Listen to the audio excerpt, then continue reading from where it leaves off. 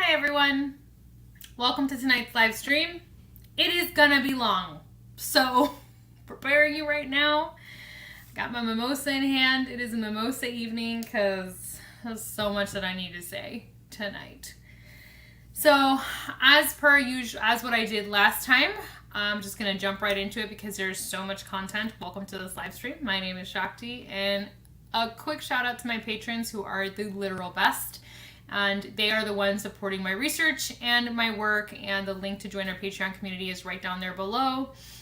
They are also the ones who get all of my behind the scenes posts and links. So every time I find a documentary that's really awesome or a video that's really awesome that links this conversation about the Earth agenda, politics, current events that I think is important, it goes into my Patreon first. So a lot of you guys who are following me on Facebook, hi Kari, were following a Threaducation that I was going on Facebook. It's no longer there. It's all on Patreon now. So hop on over there and join the Patreon community and get involved, because that's where all the action is happening. Okay? Now, I have a lot of links. There's going to be a lot of screen sharing. There's going to be some videos that I share, some that I don't, but I just reference so that you guys can watch them. I want to open up this live stream by making something very, very clear. I myself am in the process of navigating through a lot of grief and a lot of rage for a lot of reasons. And no thing that I'm going to present tonight or say tonight wipes away the hurt, the real fear, and the real devastation that has been brought upon the U.S. with what's happening in Minnesota right now. Nothing I'm going to say wipes that away. Nothing I'm going to say condones that behavior at all. At all. In no way. That man should have not been killed. That was a complete corruption of power. And I 100% state that there's a lot of work that we've got to do to clean that shit up. At the same time, there's a lot at play right now. There's way more than just what you guys saw on the screen. And so my intention with doing this live stream and sharing what I'm about to share is to give you guys resources that you might not be privy to and might not have access to, so that you can see another side of this conversation and this story and then decide what is actually happening. That's always my goal with these live streams. I want you to become the witness. I want you to think for yourself. I don't want you to take what I'm saying as gospel. I definitely don't want you to take what the media is saying as gospel, and I'm going to give you a damn good example of why not tonight. But I need you guys to know the whole story, because here's the truth of what's happening. And by the way, I didn't come here to support a political party. My beef is with the media. The whole reason why I do these is because I believe that the media is complicit and should be charged for being complicit with crimes against humanity. I'm going to say that right now.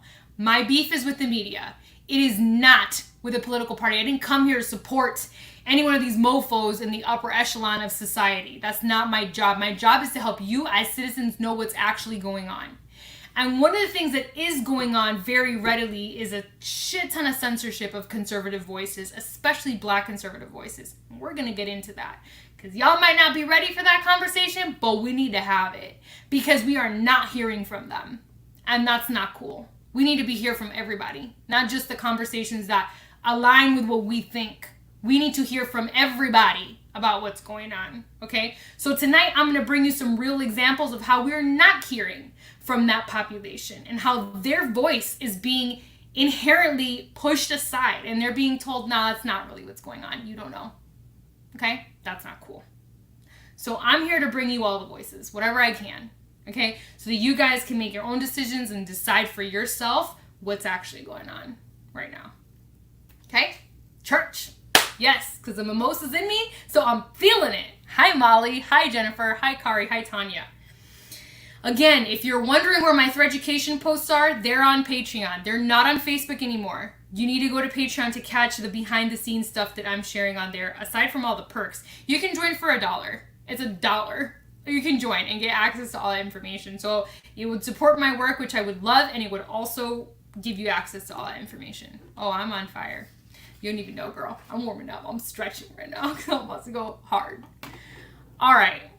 So let's begin with let's see what I got first on the docket. Okay, let's begin with this entire virus conversation, which I am sick and mother effing tired of hearing about, and all the misinformation that comes entitled with that. But let's talk about it for a second, okay? The CDC is now releasing very quietly because it didn't really make a splash. The only reason I knew about the official CDC numbers, by the way, was because they were posting it on social media. And then I had to track down the articles. They provided links. But it really wasn't blasted like, oh, by the way, we have discovered. In the last call I shared, okay, I uploaded the links, by the way, on my previous video. I had forgot to do that. They're there now. That the CDC quietly also released that the virus does not spread on surfaces. What a freaking surprise. What we all suspected, the ones of us who were called conspiracy theorists, is now being proven true. Okay? Hello. No, it doesn't spread easily on surfaces. We've been saying that, and now they finally released data on that. But on top of that, they're now releasing official numbers, and guess what we are learning? Wait, you won't have to guess. Hold on for a second. I will share it with you. Okay? This is a Facebook post, but as you can see, here are all the links for you guys to chase down all this information yourselves. Shout out to my friend Stephanie who shared this on her social media. So here are the numbers. I think it's between what? 0.4 maybe now, updated 0.3, 0.4. All right, for coronavirus, okay, here's the reference for flu. Okay? Okay, so what does this say? Okay, this is clocking in exactly out where the flu was. Okay, so right here, you can read this whole post. She didn't write this post, she just reshared the post. Here's the original author of the post. Okay, you can follow all these links. I'm gonna share this so you can have it yourself. All right, but what is this evidence of? This is evidence of what I have been saying. Okay, it's not what they're telling you it is. They sold you a narrative. They shut down the whole world. They told you everybody was dropping dead. Okay? They lied about ventilators not being everywhere. They had enough of them. They just told you they didn't. Now we're getting all this information coming out of New York that Cuomo was putting people in nursing homes even knowing they had COVID, had tested positive. Why was he doing that? When you know that population of people is the most susceptible, why are you packing them in a nursing home? Maybe because you need the numbers to go up. Maybe. Maybe. Okay.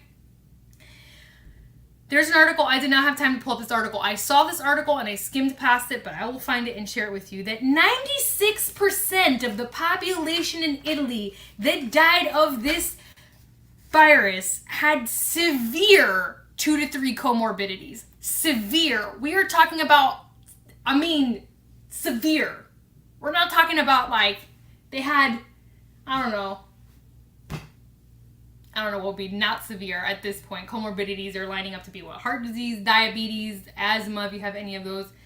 96% of them had comorbidities that were severe, that died. Hello, in case y'all missed the memo, anybody who has comorbidities is going to die of literally anything because comorbidities add to your death.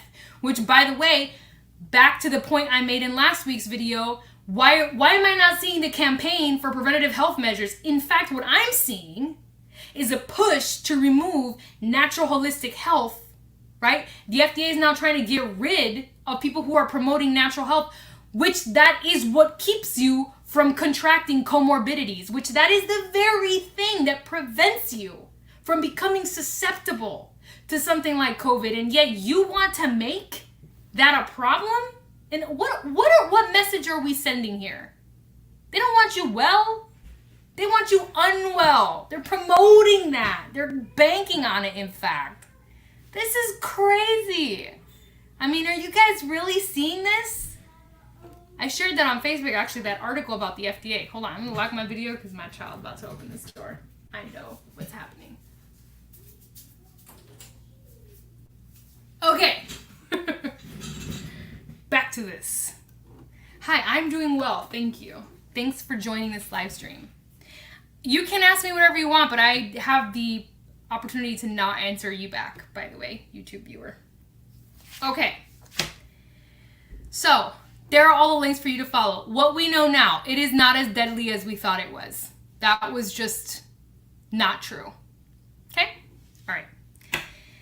Italy now says, well, 96% of these people had severe comorbidities. That's why they died. Well, duh. If you have severe comorbidities, you're going to be susceptible to literally everything. Okay. Here's the other thing I want to draw attention to. And I'll find this article for you too because I heard it right before I hopped on and I didn't have time to pull up the article for you. So Japan versus the US on cases and deaths. Let's talk about that real quick. Because Japan did not lock down. Japan has a condensed population on a small island. And they have way less deaths than we did. Fascinating. Okay. And then the other thing I want to talk about when it comes to this virus is how, let's go back in time. Because here's what I love about the Democratic Party right now, which is like literally like poking my side. Like when we were in the middle of this pandemic, like March, okay? Middle, like everyone's wigging out, everything's shutting down. People everywhere around the world, they don't know what's going on, right? Like panicking. We're like, get it under control. Da-da-da. We don't know what it is. It sounds crazy, right? We're in the middle of this pandemic. You then have Democratic senators and leaders talking about, we need to think about mail-in ballots.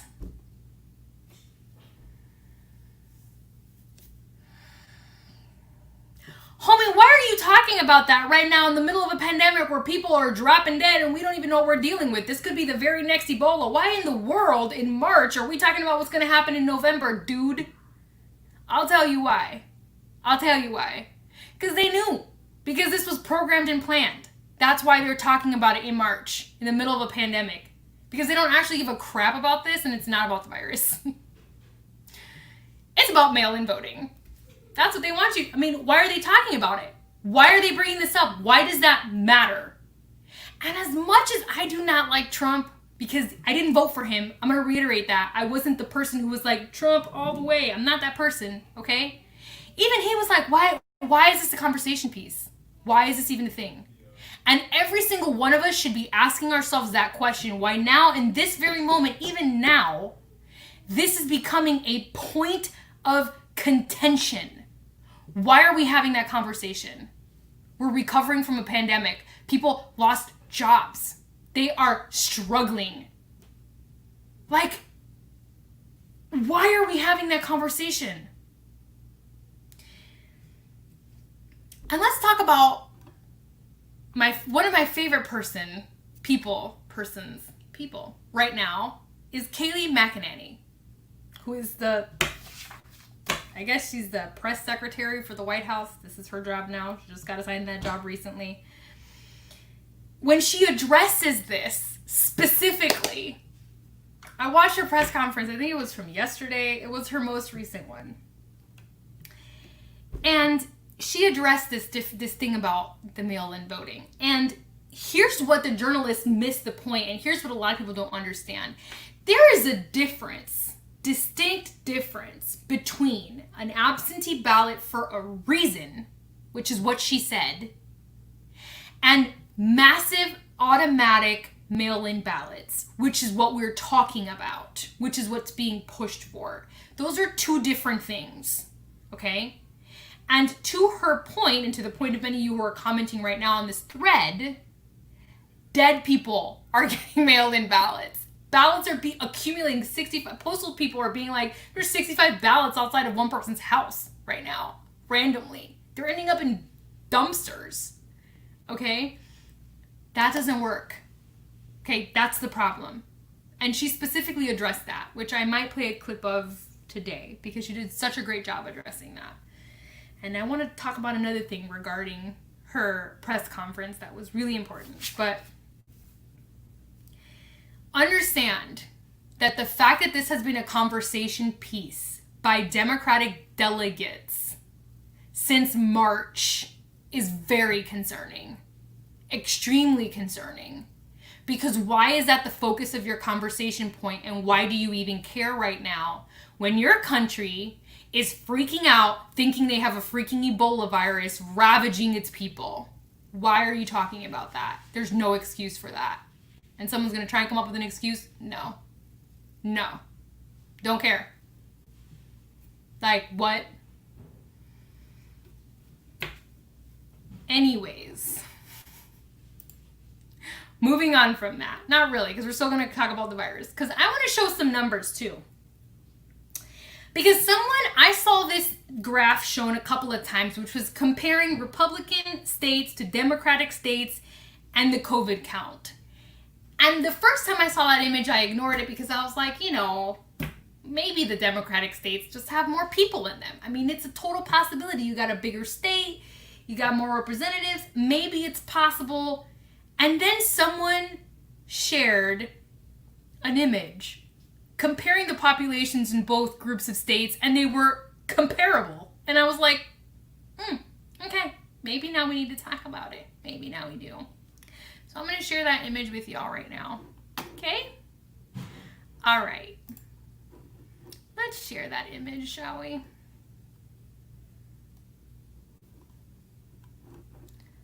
It'll come up for me. There it is. Okay.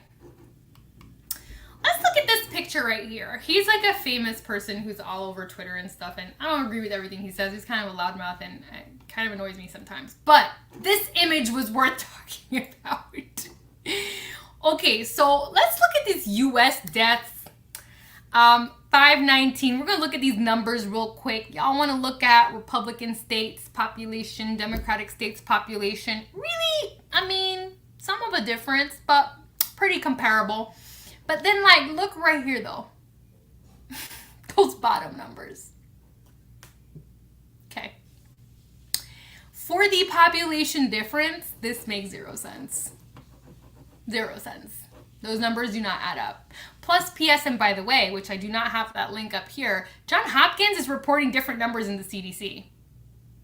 And I don't know why that is, but the Johns Hopkins death count is extremely high compared to the actual CDC. Which, by the way, in last week's video, I shared how the CDC pulled out its influenza and pneumonia numbers from its COVID numbers. And once they parsed all of that out, the death numbers looked real different because they were lumping them all together and counting them as one. P.S. Okay? All right, so now that we know what this picture's about, and I've given you a second to look at it, this makes no sense. Okay? Do your own research. That makes no freaking sense. Okay? So, again, I'm calling out Democrats. Not that the Republicans are free of anything. I think there's plenty of criminals in that party as well. But I don't know what the Democrats are playing at right now, but y'all are dropping your ball all over the place. And y'all need help. Massive help. I don't know what kind of come to Jesus moment y'all need to have, but you need a big one, because this is a mess. Lord. Okay.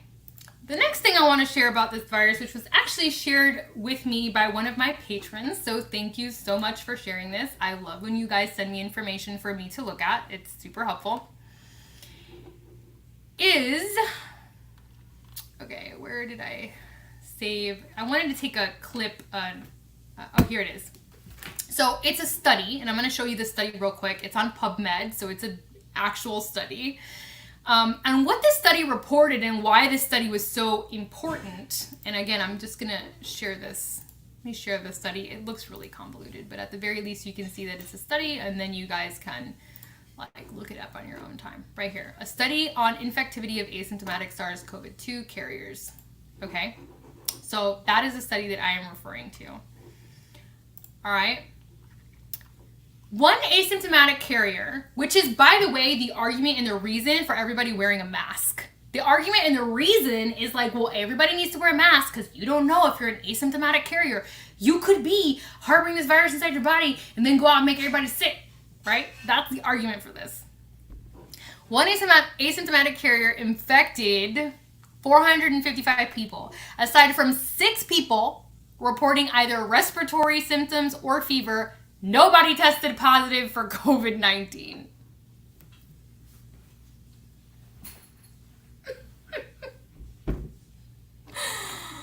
OMG, y'all. Are you 455 people and nobody tested positive? Like, are you kidding? Yes, that was also the lockdown argument. And here it is. So, here we go. Hey, Ashley. Welcome to this shit show of an episode, which is what this is. Okay? So, I will have that study for you guys to follow. But I really need you guys to see how more and more damning evidence is compiling, showing us that this was not at all what we were told. And furthermore, that the president's decision to step away from the WHO was a brilliant freaking decision, because that is a corrupt ass organization that poses as being a charity, and really what they're doing is just lying for their own benefit. Straight up. I mean, you've got to be some kind of like, to say there's no human to human transfer, really fascinating. And we're supposed to trust you with all of our health decisions globally. Okay, get out of here. So that was just announced today, and kudos to you, POTUS, for making that decision, which I actually do agree with. Again, I don't agree with all his decisions, but that one I do agree with. Well done. Get out of here, WHO. Lying to everybody and making them believe something ain't true. Had enough of them. All right. What else I gotta blow up over here real quick? Virus notes that I want to talk about. Okay. There's one more thing I want to share, okay? And it's an actual video clip. I'm going to scroll down here. See if I can pull it up. I have so much to share. I'm not going to get through all this. I'm pretty sure I'm not. But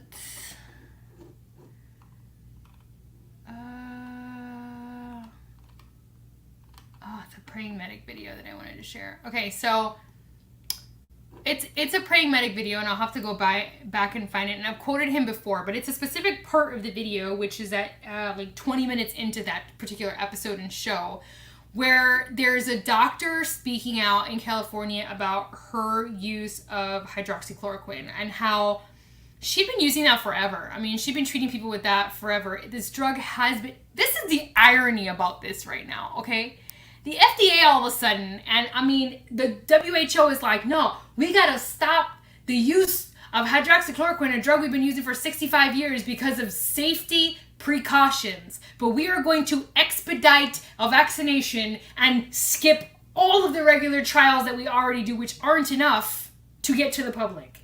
How does that make any freaking sense? You're nervous about a drug you've been giving people for 65 years, but you're gonna create a brand new immunization and not test it and release it at record time? Yeah, that makes hell of a lot of sense. No, it doesn't. No, it doesn't. And y'all should be thinking about, why are they doing that? What's the agenda behind that? Because there is one, okay? And this doctor talking out in California totally called them out. She was like, as soon as we started treating people with this, we all got letters from the government saying we needed to cease and desist. Okay.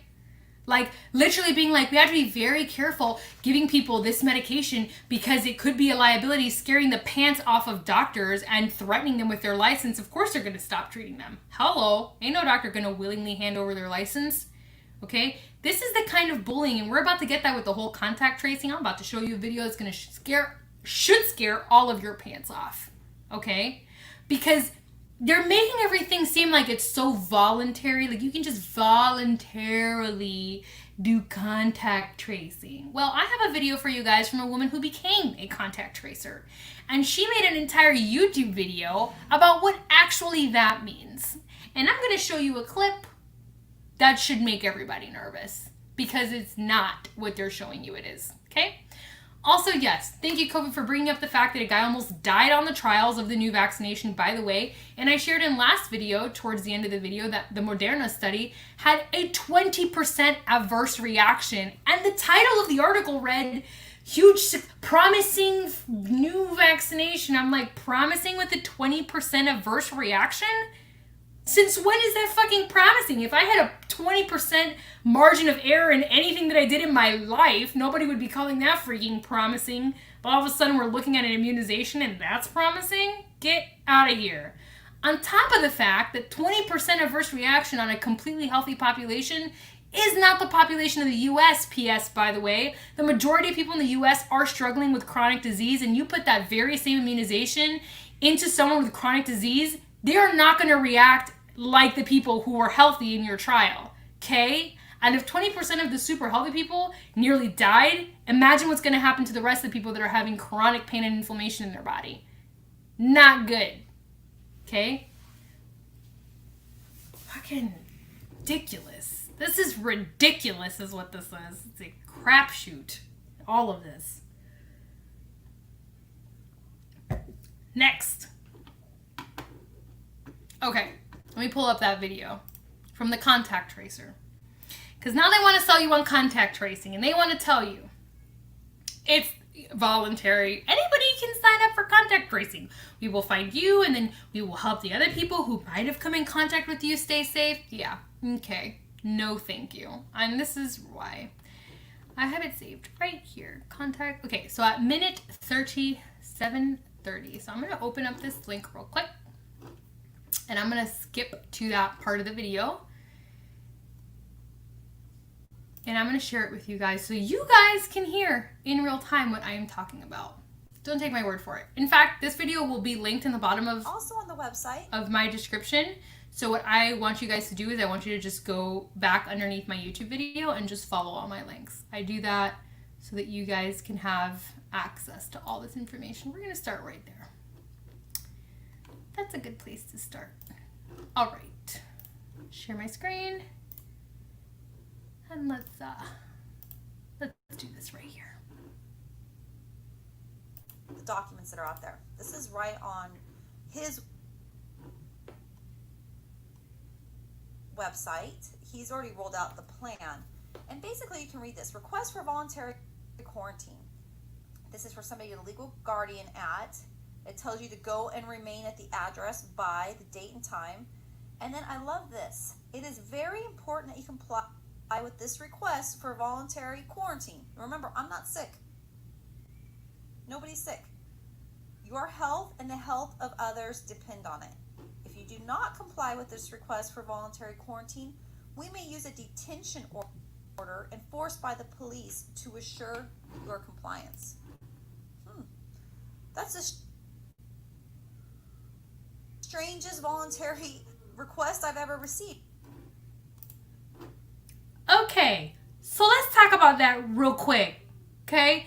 Because what she's basically saying is if you come in contact with someone who has tested positive, they will ask you to be in a voluntary quarantine, but they will enforce your voluntary quarantine without you being freaking sick for 14 days, and they could use the police and fine you.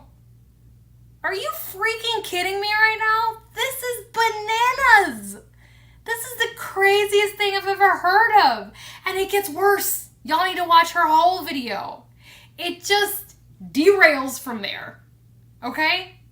So this contact tracing thing is a scam. And here's the craziest part about this, which she explains in her video. You could be quarantined for 14 days, and when you get out of quarantine, if you go anywhere and come in contact with someone who's tested positive and you happen to be in the same restaurant or the same movie theater or the same job or whatever, your ass could end up back in quarantine for another 14 days indefinitely, meaning you will end up in a loop of quarantine forever. Like, that's how this is written. What are you talking about right now? This is crazy. Okay? They did it to me and I had a freaking allergies with a negative test. Lord Jesus Christ. Right there. Right there. Tanya. Right there. Perfect example of what I'm talking about. So, no, this isn't fake. This is real life. I'll share the entire video. She is a contact tracer. She went through 9 hours of training to get certified. She tells you exactly what this is. So, worth watching so that you guys can become educated about what's actually occurring. when it comes to this and how they're addressing it. Okay. We got way more work to do, so let me dive in. Okay. So last week I talked about Obamagate. We're going to move on from the virus, and I was explaining what it is. A lot of people were confused. They didn't know what the hashtag meant. Why was that trending? What's the big deal? So I talked about it. But then I also found an image of a tweet that broke it down. So I'm just going to share that for anybody who's still confused and doesn't understand, so you guys understand why it's trending. Okay? So there has been confusion about what Obamagate is. So let me summarize it. It's the weaponization of both domestic and foreign intelligence against a presidential campaign from a sitting administration solely for political purpose to prevent the smooth transition of power. Okay? That's what it means. So basically, in layman's terms, what they are discovering with these transcripts that are now becoming public, thanks to Rick Grinnell, to the Department of Justice, is that the Obama administration not only knew about the spying illegally that was happening on the Trump administration and campaign, but that he spearheaded it and he was directly involved. That's a big problem. A big problem. And we're finding out just how big as more things become declassified. But that's a very good summary of what it means and what it is. I will share that tweet with you guys below as well. Just wanted you guys to see it because I had some questions about it. Okay. So there is an amazing documentary that I went ahead and shared inside of my Patreon very, very, very early on. When I first found it, I had a negative test and they tried to tell me I had to quarantine longer than 14 days. That's so ridiculous. Okay. So I want to show you what the documentary is. It's an interview with Sasha Stone. A lot of you guys might not know who that is, and that's fine, but this dude is absolutely brilliant. He's so articulate. It is such an amazing interview to talk about the behind the scenes of what's happening right now. So I just want to give you guys a glimpse of that interview and where to find it again. He talks about Flynn, he talks about adrenochrome, he talks about a lot of these things. So here is the interview. It's pretty lengthy, it's over an hour, but it's 100% worth watching. You will learn so much about what is actually happening in the world right now because of this interview. And again, that was shared early. So this is an example of the things that I drop into my Patreon, really so that people have time to digest it before we even come on these calls, and then you have a point of reference for the video. Okay. So just wanted to drop that little interview gem in there. Okay, so let's talk a little bit. By the way, I'm saving the whole situation in Minnesota for last, for a reason. There's a lot that goes with that. I'm just going to save it. So if you guys are wondering when I'm going to talk about it, it's going to be at the end of this. I'm going to go through everything I have first. Okay.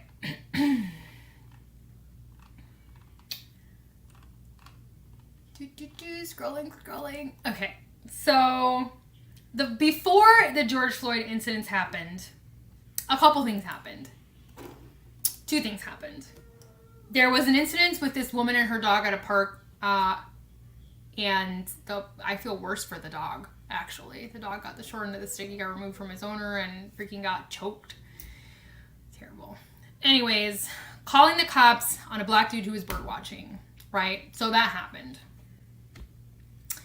And then there was this Planned Parenthood thing that went bust.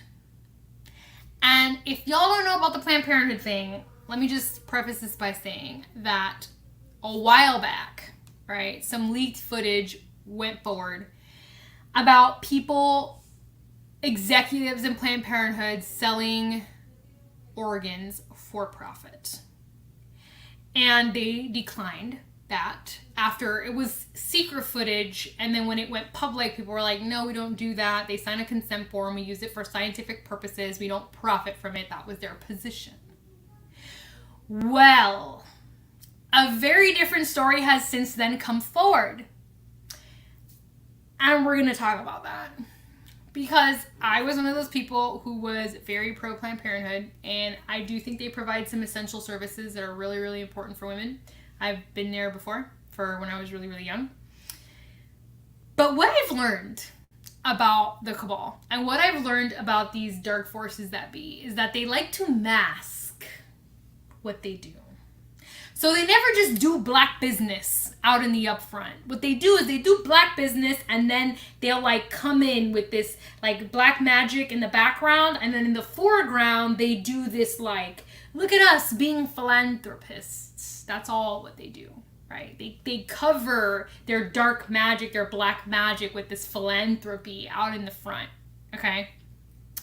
And I'm now seeing how that is exactly what this organization has done. So let me share a few things with you.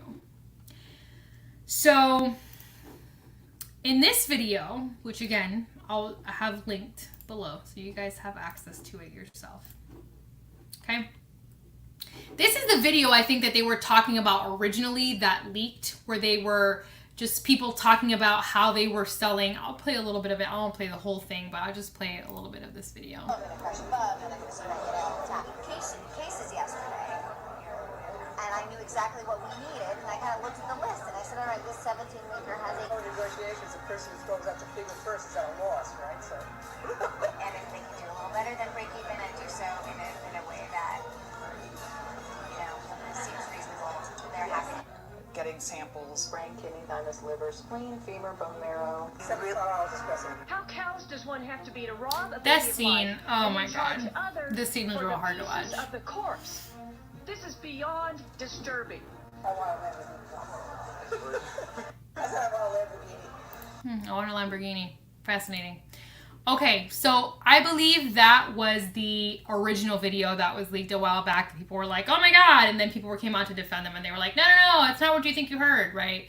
So that was what the whole controversy was about. But then this happened. And as soon as this happened, I was like, okay, maybe there is something to this conversation, because they were actually served, they were called for a deposition on this exact thing. And so this article, they testified under oath about financial incentives in fetal, oh sorry, I'm not sharing the correct screen anymore. I realized I wasn't sharing my screen. Okay, so let me pull this up. Okay. Planned Parenthood testimony on selling baby parts unsealed. New videos released. Planned Parenthood officials testified under oath about financial incentives in fetal tissue research programs in Abortion Giant's own lawsuit. Okay, so this is May 26th. This is new. Center for Medical Progress, whose undercover videos. So this was the organization that released those undercover videos about harvesting. Released a new video today. So I guess this video was new. And the video also features sworn testimony from Dr. Dorothy Ferguson, basically affirming that they were selling for financial gain, which was originally the argument was that they were not doing that. So, you know, I think there was a couple of arguments. They're like, no, we have people sign a waiver. And then it was like, no, we're not selling for financial gain. And what we are learning is that they did. So that has always been under scrutiny for a while. And again, when you look at who is a major benefactor of this organization, it rhymes with mates. And it's someone who has come under scrutiny a lot lately, his family. And I maintain that I think that they are a very perfect example of people who are doing philanthropic work on the upfront, and on the back end, they're doing a lot of shady stuff that we know nothing about. And what I explained a couple videos ago is that we really need to understand, when we talk about corruption, how deep corruption goes. Corruption is not as simple as saying you steal this or you grab that and then that's corruption. That's a very basic underlying level of what we understand about corruption. But corruption when it comes to organizations and systems is extremely deep. And they have a lot of layers, and there's a lot of foundations and organizations that get opened up under these philanthropic titles and names. Underneath them, all of this dark stuff is happening that nobody is talking about. And it isn't until someone leaks a video or an interview or a deposition or something of that nature that then we start to get more of like what actually happened. So again, that link will be under there. Watch the whole video, read the whole article, do the whole thing. But that recently came up, so I thought we should probably talk about it. All right, let me get you some more links. I know this is a long one, but I told y'all it was gonna be. Okay. So let's talk about something Okay, so are we going to move into this George Floyd conversation? Maybe we should, because that seems to be... Well, before we go there, let's go here. An executive order was signed recently. This is actually really important. About censorship on social media. So the president pretty much went like crazy after they put a fact check on him, because he was talking about fraudulence in mail-in voting, and Twitter fact-checked him, and he was like, yeah, okay, now we've gone too far. And I understand where he was coming from, because that was, number one, there have been studies showing that there is fraud, and number two, they've collected tons of evidence, which Kayleigh McEnany went into, about how ballots were just being thrown in the garbage or piling up on people's doorsteps, or dead people were receiving ballots. So there is evidence that this is very easy to tailor and fake. So what he was saying was not truly fake. And in fact, the actual statement that was fact-checked, I thought was so dumb. Oh my god, I almost want to share this video. It's a very long interview with Kayleigh, and I mean, it's one of her like press conferences, but it's just like the question was super dumb. And so basically the question was, got him fact-checked, and this is what the journalist was saying. He was like, well, don't you think that Trump should be fact-checked? Because he said people in California were getting ballots to everyone. Not everyone was getting a ballot. Listen, I understand you're not a fan of Trump, but if you're going to pick a Twitter post that he wrote that should be fact-checked, that is not a good enough Twitter post. I'm pretty sure you can find tons of other ones that should have been fact-checked, okay? That one's a crappy example. Don't use that one, because then Kayleigh responds with something like this. Let's go there real quick, because this is relevant. And then you just have to deal with Kayleigh, which is like, why would you do that? You know, you probably just should stay where you are. I watched this whole thing, by the way, and I specifically looked for a short clip. So I just didn't listen to this one short clip, but I was looking for one that was short, because the actual press conference is 20 minutes long. So that's why I did that. All right, let's listen, shall we?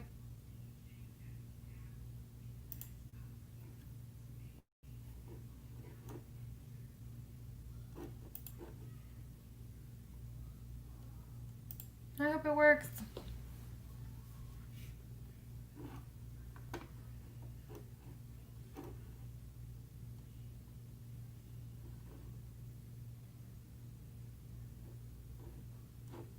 Oh, it's taking forever to load. So sad. This is such a good one. I'm Jim Acosta. Let me just put this out there. There's one journalist I really cannot stand. It's this guy. This guy is just always looking for the gotcha question.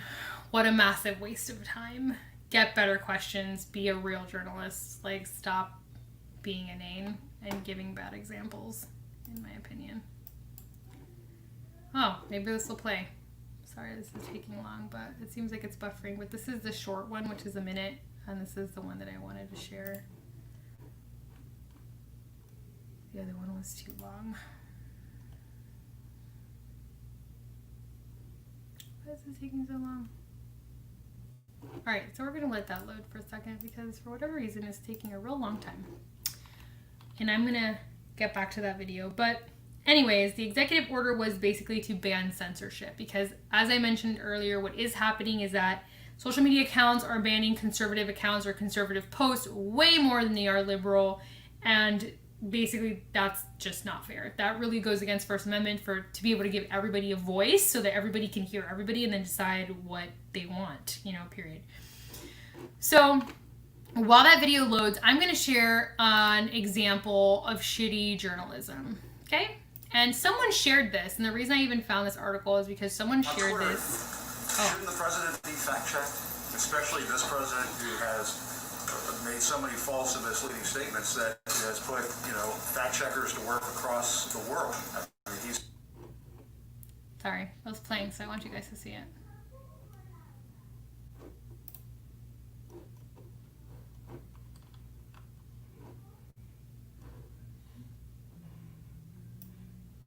back so you guys can watch it. It started playing randomly, so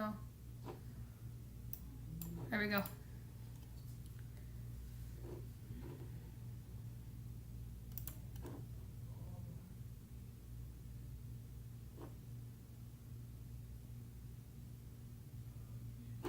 Oh my gosh. Never mind. I'm over this video loading.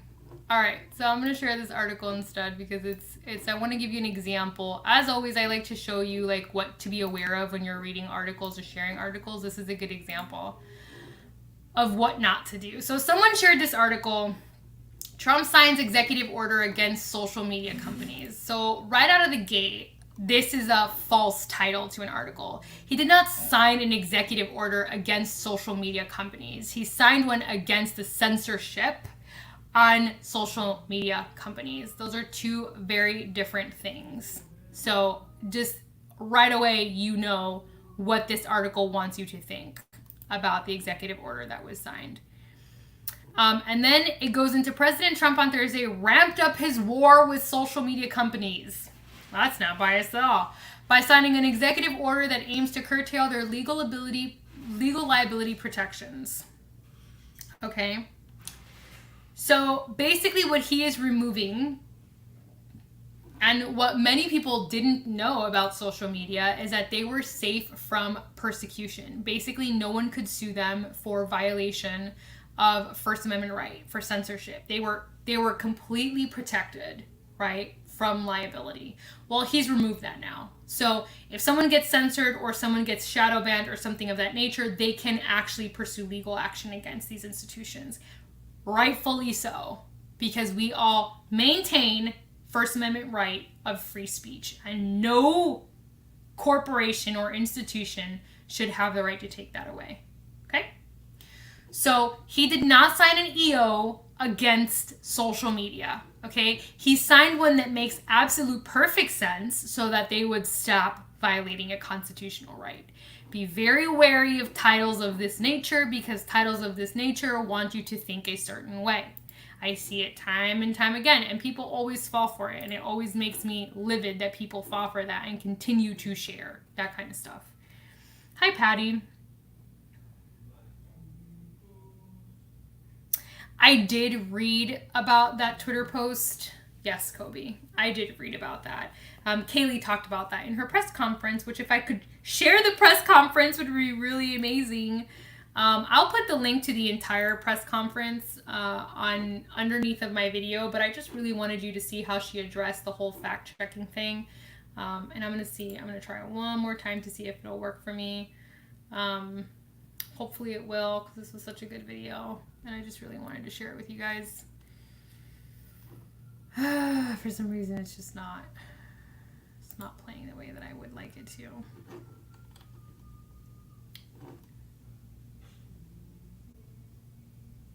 Let's see. Cross your fingers, y'all.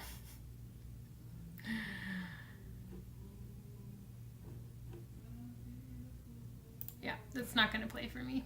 That's all right. I'll share the link underneath there, but you'll get to see exactly how she addresses, and I'll actually put the entire press conference there so you can watch the whole thing. All right. So moving on to this whole George Floyd situation, which is extremely tragic. And, today it came out public that the officer who committed the crime is being charged and convicted, which is exactly what should happen. He should be held liable, of course. But here is an example of where y'all need to be real careful about who you follow and what narrative they are peddling. Because Ice Cube decided, why? I don't even know, to share this fake photo. Basically saying, here's the guy who killed Floyd, and he is one of you guys. So y'all recognize this red hat. It's very iconic. It really says Make America Great Again, and this particular dude decided to put Make Whites Great Again, which, I don't know, that's not the hat. That's not what Trump created. That has nothing to do with what he's doing. But they linked these two saying they were the same person. And unfortunately, this was shared a ton of times. Okay? A ton of times. And everybody believed that that was true, and that was actually misinformation. And what makes this worse, what makes it absolutely worse, is that it wasn't fact-checked on Twitter. Okay? So the president speaking about fraudulent mail-in voting is fact-checked, but this stuff isn't, when it is actually fake. At this point, everybody needs to stop and ask themselves, what are fact checkers actually fact checking, and why are they fact checking them? What is their real job? Okay? Really, really important. And there's a reason that executive order was signed, because of situations of that nature and people sharing misinformation like that. That is the kind of misinformation that leads to a skewed narrative, that leads to problems. Okay? Very real problems.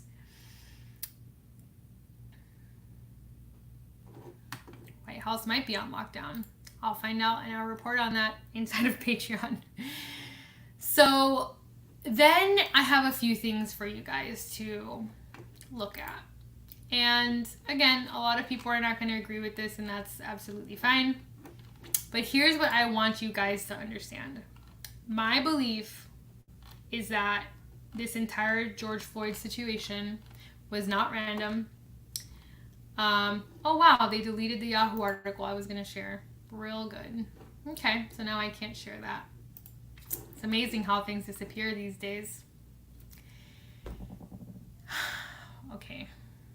Rioters have raided CNN main HQ. Fascinating. Well, I'm sure I'll have more to report on that soon. I do not believe for a second that this Floyd incident was random. I think it was probably premeditated. I think that due to a few things that I'm going to share in a second, that it was not only premeditated, but that the media has a very specific reason for sharing it, and that they wanted people to feel a very specific way, and they wanted to drive a very specific narrative. And earlier on when I started this, I said that I hold the media complicit, and I absolutely do. And I'll share a Malcolm X video in a second that really kind of falls in line with this. But that he talks a lot about the influence of the media, and how the media, the same way that the media is pinning people against each other, they could have a huge role in re-educating us about each other. And I 100% believe that. I think that the media has taken their job and they have turned it into this person against that person, when they could be using their ability and their skill set and their influence to change the narrative and to educate us in a way that brings us closer together and not further apart. So that is my primary issue with the media, because that is where I would begin the solution to this entire race conversation, is to take the people that have the influence, that have the microphone, that are actually directing the narrative in this country and globally, and tell them what to talk about. Because right now what they're choosing to talk about is very problematic, and it's creating a systemic, horrendous problem in the United States and elsewhere. And until we address those that are complicit in this narrative and that are creating the fear and the hysteria and the miscommunication between races and between cultures, then we are going to continue to have more of this. And that to me is a huge problem. So someone that I really like to follow online, which is again in alignment with that Black conservative voice, is Candace Owens, because she always delivers some serious, serious truth. And in this Twitter post that she shared, very timely, she talks about 50 people were shot in Chicago over Memorial Day weekend. On Tuesday, another 23 were shot, including a 5-year-old Black girl that was standing with her family. But thank God our media focused on that white woman in NYC who said African American while phoning the police. And this has actually been one of the greatest criticisms of conservative Black America, has been that the way that their community is targeted and the way that their crimes are targeted are very specific to drive a specific narrative. That has come out of their mouths about their own community. And for those who are not following conservative Black voices, I urge you to, so that you hear a different version of this conversation. They have a lot to offer. They're extremely well educated in their own cultural systemic issues. And I am pretty appalled at how their opinion has been set aside as being unimportant or insensitive, when it's actually extremely important and extremely relevant to the conversation. So she is someone that I recommend following. Now, the other person that I followed this girl online She goes by Robot Interiors on Instagram, and I followed her because she was someone who was doing Q decodes, and I didn't know a lot about Q during the time that I followed her, and she seemed like she was a very good investigator. She had some great articles and great decodes in general, so I was like, I like her style, I'm going to follow her. She's not someone to go with the crowd. She really likes to investigate. She's actually called out some people in that movement themselves for things that seem contradictory, and I think that's awesome because I think I do that as well when I call people out. I'm like, this doesn't make any sense. She does that as well. She doesn't just follow a crowd for the sake of following a crowd. She's a critical thinker. And I was watching one of her Instagram stories, and I learned something very interesting about her, is that she was actually involved in a Black Lives Matters organization in the city in which she lives. And it's not far from Minnesota, if I'm not mistaken. And she gives an insider view on what it was like being in that organization. This is a girl who was very heavily liberal and Democratic voter. And this is her, and this is her video. And she has 5 parts where she talks about this brutality that happened in Minnesota. Actually, I think she might be from Minnesota. And this particular video was so interesting because she speaks about being in the organization herself. Like, she joined the organization because she wanted to be she is an activist, and she wanted to participate in the movement. And some of the things that she talks about were really disturbing, actually, inside of the movement. And one of the suspicions that I have had for a while is that Black Lives Matter movement and the Me Too movement were actually orchestrated movements. They weren't organic movements, they were planted movements. And we've seen some of that with some of this footage that's coming out with what's happening in Minnesota and the riots, that it looks like Antifa was involved in those riots, and that it was actually started by either an undercover cop or someone who was not like a local and just a civilian. It wasn't a civilian who started the looting and the rioting. It looks like it was a planted job. And I'll share some quick screenshots of that. But to her point, she talks about being inside of the organization, how she was being groomed for being radicalized. And how, in hindsight, she realized what they were trying to do was to see how extreme she could go and be. And whereas she was trying to be like, okay, why aren't we bringing these leaders in this movement in conversation with the local police so that we can bridge the gap and start these conversations between communities, they were not interested in doing that. They were really interested in very intensely radical movements. And so that to her was her red flag, and she talks incessantly about that in her videos. But I will share the videos and everything else that she has to offer. Again, I share this for you guys to follow it and follow the threads wherever the threads may lead, and to whatever conclusion you feel satisfied with. Okay, so next we're gonna go into some interesting side conversations. And I say interesting side conversations because I'm about to share some things about this incident in Minnesota that, if it's not concerning to some people, it should be concerning to people, and will that at the very least give you a good place to start searching for answers that go against just the regular narrative that it was just a regular looting or just a normal riot, an organic riot. A lot of people think that this was an organic riot and that it wasn't orchestrated. I, for one, do not believe that at all, and I'm about to prepare the evidence for why I don't believe that. Okay. All right, so, and I'm going to actually show you an image from Michigan that goes against this entire argument that a lot of people are trying to pin on, like, these horrible memes that are circulating social media right now, comparing the Minnesota riots with the Michigan stand down that happened in the Capitol, and some images that I never saw, and I'm sure no one else ever saw as well. So one thing that wasn't talked about and wasn't shared publicly was this tweet by, hold on, oh no, did I delete it? Oh, I probably did delete it. So one of the tweets that I had to share was the POTUS basically saying that he, on his behalf, he was calling the FBI and the DOJ to immediately investigate the Floyd incidents and get down to the bottom of it right away. And the turnover for this was extremely fast. I mean, this incident happened a day, maybe 2 ago, and today he was charged with murder, the officer that committed the crime. It was a really quick turnaround, and the president himself made sure to see to the end of this situation.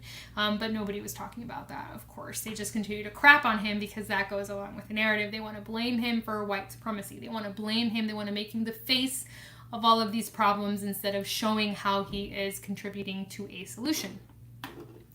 But here is what we aren't talking about. So in the same vein that the president tweets out this thing saying, hey, you know, I want to get down to the bottom of this right away. We have the opposite of this example right here. Let me just share this real quick. Oh, this is the Yahoo article that wouldn't come up. Let me talk to you about the Yahoo article that I was going to share that got removed, because now I tried to pull it up again and I couldn't. It was Biden's running mate, I can't pronounce her last name, Amy K., who is from Minnesota, who was found to not... She knew about the police brutality in the city. She knew about the officers that were committing the crime, and she herself had done nothing to address it. Okay, this is the #1 running mate for Biden for the 2020 election from Minnesota. Go dig up the article. I tried to share it. They deleted it from YouTube. Okay, well done, YouTube. Way to censor information. All right, now let's start sharing some tabs, shall we? So, one of the first things that I found extremely weird was that there seems to be a relationship between these two people. Apparently they worked at the same club. Not only did they work at the same club, this guy worked there for 17 years as a cop on the outside. He worked on the inside of the club.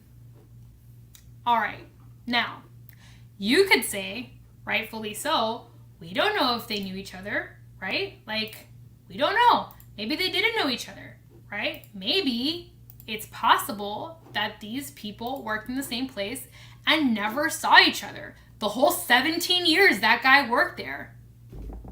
Maybe. Or maybe they did know each other. Fascinating. Okay, that was verified by the club owner, by the way, not just a random person. Club owner verified that. So that's real weird. Okay, let's continue. Something else that's real weird. Oh, here's another video basically talking about the exact same thing I just said, that there is evidence coming.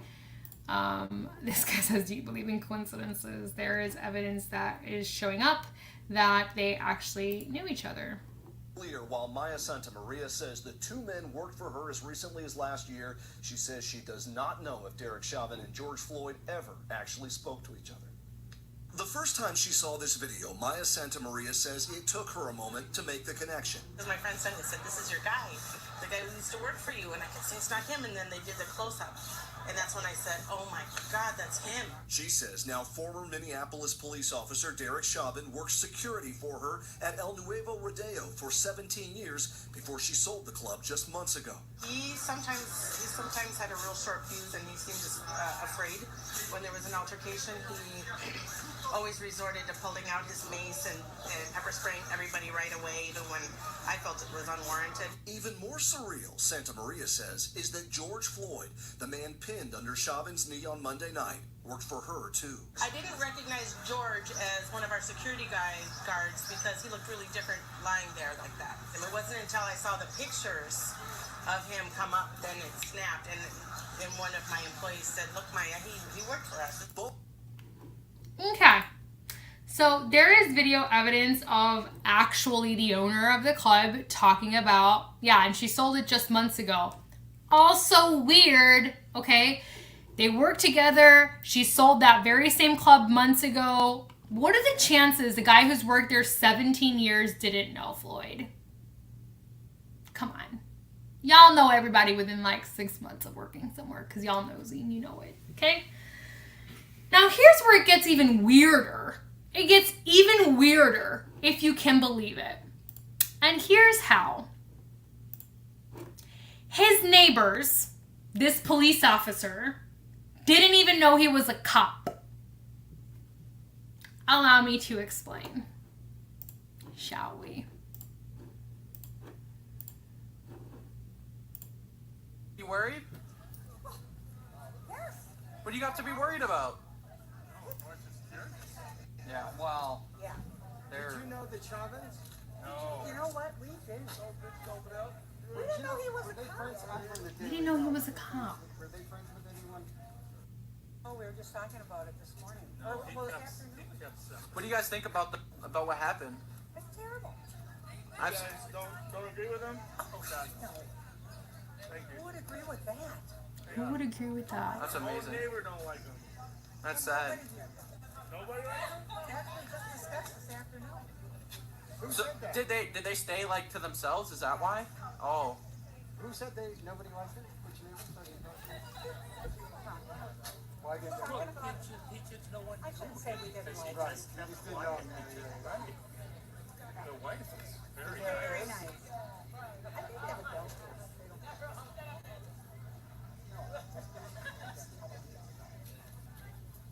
She thought he was a realtor. We had no idea we thought he was a realtor. I kept saying, that's not him, that's not him. No. Never saw a cop car. No, we're still shocked. do you guys know if he left or is he in his residence? Oh, no, there wasn't anyone there. They weren't there all day yesterday. I don't know when they were. They were not there all day yesterday or today. We're trying to figure out how they got on it. Okay, so you have a cop who lives in a neighborhood and his own neighbors have never seen a cop car, didn't know he was a cop, and the house has been abandoned for 2 days. Are y'all smelling something fucking weird? Because this smells weird. This smells like a job. This doesn't smell like a random act. Okay? Are y'all beginning to see what I'm beginning to see? This is a problem. This is a big problem, and there's a lot of pieces to this conversation. Way more pieces than we are seeing. Okay? Here's where it gets even shadier. Y'all ready? Because it's getting real shady. It's getting real shady. Let's go to the next piece of shady ass material. This has to do with the riots that ensued right after. Minneapolis police chief says many people involved in rioting and looting not from the city. I'm sorry, they are not from the city? Like, they aren't from Minneapolis? Like, where the hell did these people come from and why the hell were they so conveniently located at a riot? What the hell is going on? What the hell? Who are these people? Okay? Like, what? Is that not weird to you guys? Are you guys not smelling the suspicion? Okay, and it gets even weirder. Sorry, it's just gonna keep getting weirder. Because there is footage of a man dressed in black breaking in through windows, right? Starting the riots unmarked. And he has apparently been identified by none other than his partner. And I think he even identified himself. Well, Jacob Peterson of the St. Paul PD. Is that you in the outfit of the person who started vandalizing in the hopes that the protesters would get blamed? There he is. And there is footage of him online. I have the link. I'm not going to share it. Already sharing enough tonight. This guy, breaking windows. Yeah, he was a cop. Okay, so now you have a cop dressed in black with a freaking umbrella marching around town, busting up windows. For what reason? If this was really a natural riot, if this was really people just mad, we just mad, so we just gonna we're going to make a statement, which is what people are saying. No, people are not just mad at making a statement. This was orchestrated, and we need to recognize that this was orchestrated. There are too many damn coincidences about this case. I mean, and I've showed you the evidence. Now, chase those trails all yourself if you don't want to believe me, but this is not just another day. This is an orchestrated situation. I don't know why poor George Floyd got the short end of the stick. I have no idea why he was involved in this. I do not condone what happened to him. I think it was horrendous. But I think it was meditated, and I'm glad that he got a third-degree murder charge because this was not random. This was not random. And it's awful. Absolutely awful. Okay? And I also shared in my Patreon a video of Tucker Carlson doing an amazing job of breaking down this rioting and this looting. And I know that Fox News is really right-leaning. And when I watched the video, I was very hesitant. And I was looking for those markers of like prejudice. But everything Tucker Carlson said was 100% right. I will share that video down below. But if you're a patron, you already got that video because I shared it earlier. Now, here's my particular standpoint on all of this looting and all this situation. Okay, this guy said it right, and I'm so glad for him. Like, his voice really impacted me. Okay? On in the world today. I mean, this stuff last night is completely bananas. I don't know if anybody else has caught on to this, but it seems like these things only happen during election years, right? Mm-hmm. Like, young black unarmed males get shot every day. Every day. And nobody hears anything about them, you know what I mean, at all until it's an election year, right? Like, what happened to that guy in Minnesota is horrible. I don't think anybody here, I haven't seen one person defending a police officer, not one. Me neither. Not one single person. Everybody agrees that what happened was horrible. Yep. But I'm watching videos of people being attacked at riots and, Yep. and businesses being burnt down in communities that people are already starving for work and looking for stimulus checks and hours, and that's not helping anybody. Yep. If anything, you've just made the situation worse. Yep. Right? If your issue is with police, then take your issue to police. Don't take your issue to the neighborhood grocery store. Right? You've just made the situation worse. You burn down the Dollar Tree, the Cub Foods, the Aldi's. Your community, the people that live in your community work there. Well, how are you going to provide for the family now? This is not doing anything to make the situation better in your community or at home, right? You want to take back the streets, start on your block, man. Clean up your block. And at the end, if we all do our job, well then this place will be a much better place. But to burn down your stuff and to go crazy in the streets, man, it's not doing anything except for one, it's scaring the shit out of people, right? So you want people to give up their guns, man. I am not giving up anything as long as it looks like it did in Minnesota, right? And number two, you want people to take you seriously. Don't attack the people, right? You lose the support of the people the moment you attack the people. Yep. And you guys stay safe. Exactly that. Word for word. I saw that video and I was like, thank you. Word for word. Word for word. And what really incensed me was when they were making the comparison in the meme between, like, white people can storm the capital of Michigan with guns because they want haircuts, right? But black people don't have the same right. Well, it's funny that you say that, because here's an image that I never saw on any newspaper until I started following black conservative men online. Oh, look at what this picture is. Could this potentially be a demonstration in the Mission Capitol with black men who are armed and were not attacked? Anybody of you see any of this? Did y'all see this article in the paper? Anywhere? Did y'all see this picture? Anybody? Please, I'll hold my breath. I'll wait to see who knew about this. Anybody did? Nope. Because it wasn't publicized. Why? Because this goes against the narrative that the black community has to behave in a certain way because of the white people get the rights and they don't. This right here. Anybody seen this image? No. Okay. That's what I thought. Understand that there are two sides to every narrative. Understand that one part of the conversation is not the whole conversation. understand that they are very intelligent people with strong voices who are being ignored, who are of the community because their narrative doesn't go with the liberal narrative. That's exactly what's going on right now. And it's awful. And it's awful. And it's painting people into a corner all over. And it sucks. Okay? But I just wanted to give you an example of the kind of stuff that we do not see. And when you wonder why there was an executive order, okay, signed against social media, that is why. All right.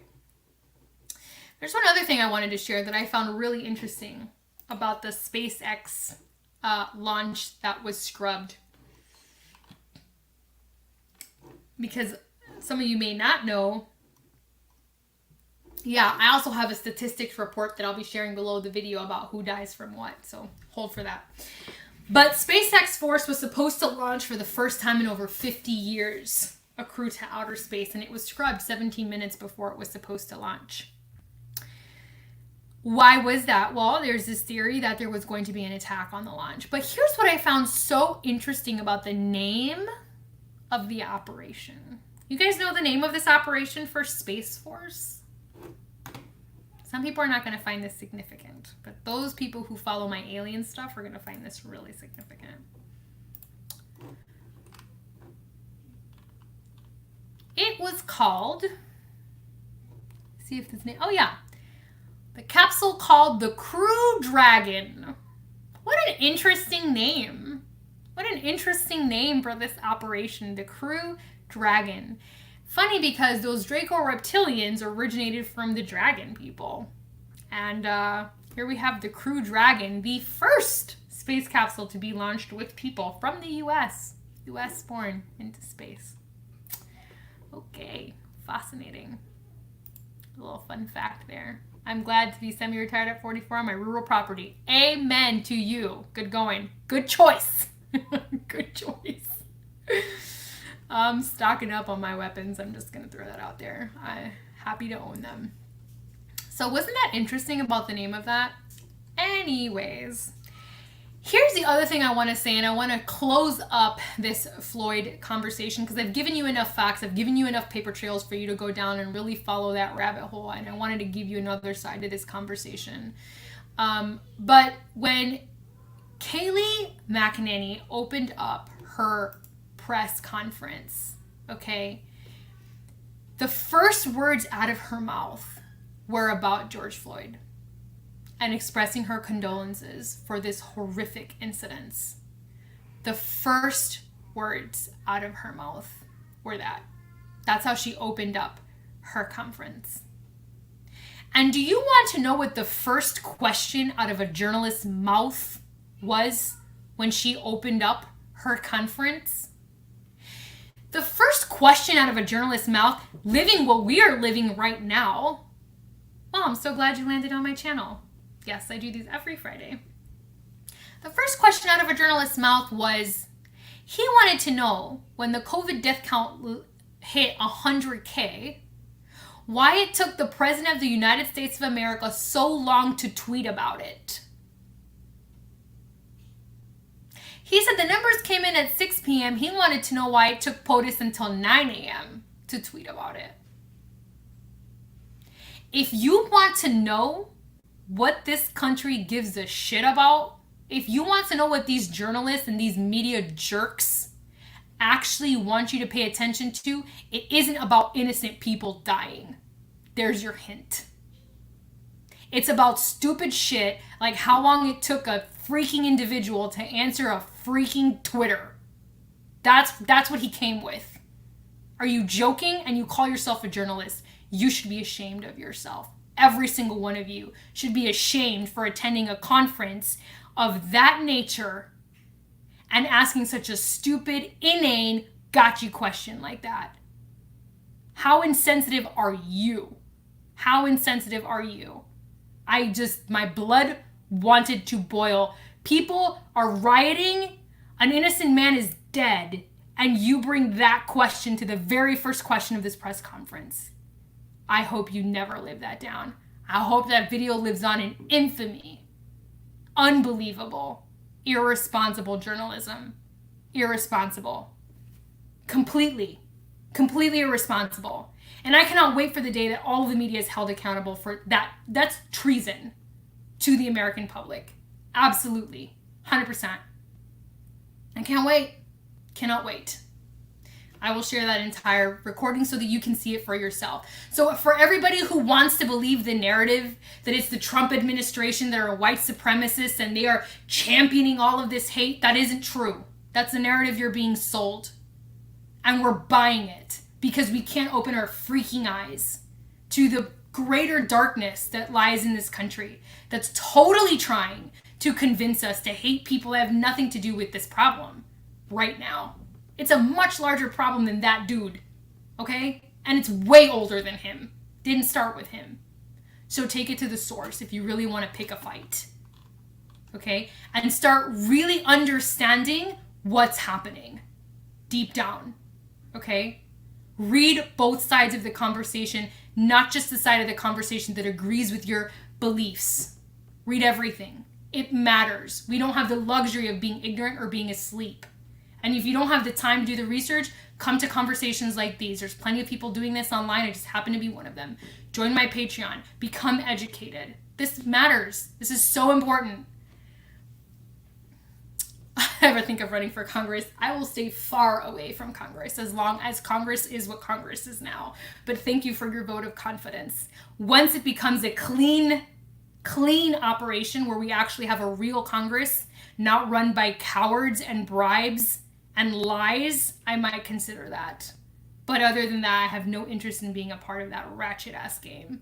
I will stay an independent revolutionary. Thank you very much. So anyways, I'm going to close up this very long live stream with that message that you guys have it in your hands to become educated citizens. And please listen to the voices of those that are being silenced, the voices that are not being heard. Celebrate the fact that censorship is being cracked down on and take advantage of that to do extensive amounts of research, or at least support people like myself that are doing the research for you and bringing you quality content every single week. Okay, you guys deserve to know the truth and not just what's being thrown down your throats. And again, my heart goes out to every single person right now that is who's living in fear, who is fearing anybody who is different than them.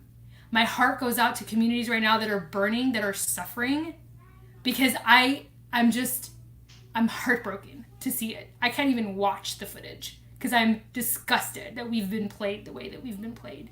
That people of color live in fear because of the narrative people not of color have been sold about them. Because both sides of this conversation are being played and they're being played sickly. And I'm just so done. I'm so done with the whole thing. As long as I have breath and purpose, I will show up for you guys and I will bring you what I find to the best of my ability. And as always, the conversation is open. Feel free to bring me materials on my Patreon. I'm glad to receive messages and comments from my members, and I'm open to seeing everything that you guys bring to the table for a really transparent conversation about what's going on. I love you guys. Thank you so much for being live with me. If you haven't subscribed, of course, please subscribe. This happens every single week, and there's so much more that I bring to this channel that's really valuable. And if you've thought about the Patreon community, I welcome you to there. That's why I will keep you more in touch with things like documentaries or videos or series that I find that I think are also really valuable. And this fireside chat might become an exclusive to the Patreon community as well. And the podcast will be the public platform for everybody else. So again, thank you guys so much for watching. This was such a pleasure. Thanks for sticking with me. If you guys have any questions, please also let me know. And in a few minutes, I'll have links available to everything that I've shared. There's a lot of them, so please be patient with me while I upload them. All right, stay safe, be well, take care of yourselves, and take care of each other. And above all else, please walk in kindness and walk in love for each other. Be a voice of truth. Protect each other, take care of each other, and don't forget that we are not different. We are one, and we need to treat each other as such. All right, until we meet again, friends, have a good night.